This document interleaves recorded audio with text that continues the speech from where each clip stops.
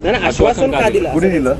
राजू शेट्टी म्हणताय. मी दिलं? महायुतीने दिलं. अजित पवार महायुतीत सरकारमध्येच आहेत हे ते विसरलेत का, की सरकारची शेतकऱ्यांना कर्जमाफी देण्याची मानसिकताच नाहीये, असा सवाल आजच्या अजित पवार यांनी केलेल्या विधानानंतर उपस्थित होतोय.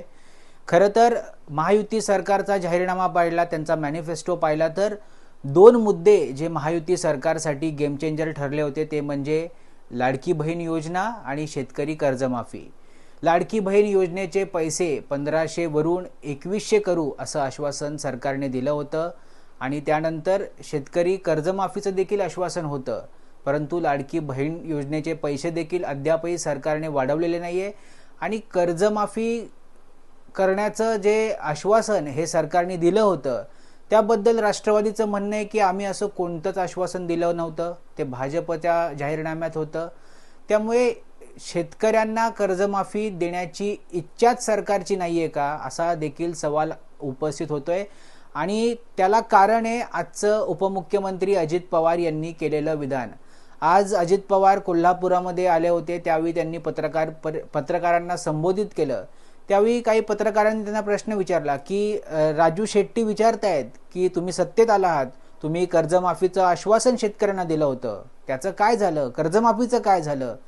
त्यावर अजित पवार म्हणाले की कोणी आश्वासन दिलं होतं, मी दिलं होतं का, मी दिलं होतं का.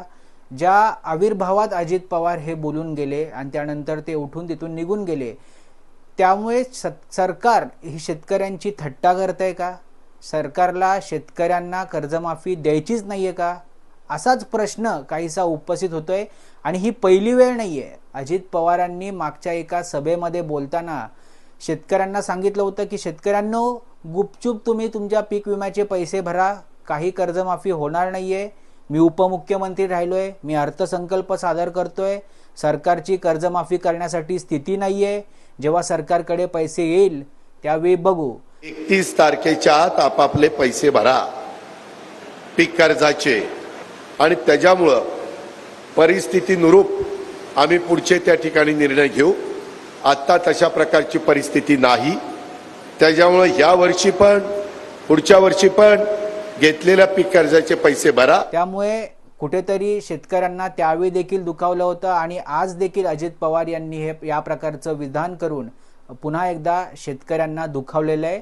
कर्जमाफीवरून महायुती सरकारमध्येच कुठेतरी ट्युनिंग नसल्याचं दिसतंय. राष्ट्रवादी म्हणते की आमच्या जाहीरनाम्यात शेतकरी कर्जमाफीचा मुद्दाच नव्हता, तो भाजपच्या जाहीरनाम्यात होत आहे.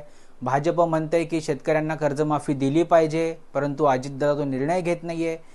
त्यामुळे राष्ट्रवादीच्या जाहीरनाम्यात हा मुद्दा असो किंवा नसो, किंवा भाजपच्या जाहीरनाम्यात हा मुद्दा असो किंवा नसो, हा प्रश्नच नाहीये. हे तिन्ही पक्ष, मग भाजप असेल, शिवसेना असेल, राष्ट्रवादी असेल, हे तिन्ही पक्ष मिळून महायुती सरकार हे महाराष्ट्रात बनलेलं आहे, महाराष्ट्रात स्थापन झालेलं आहे.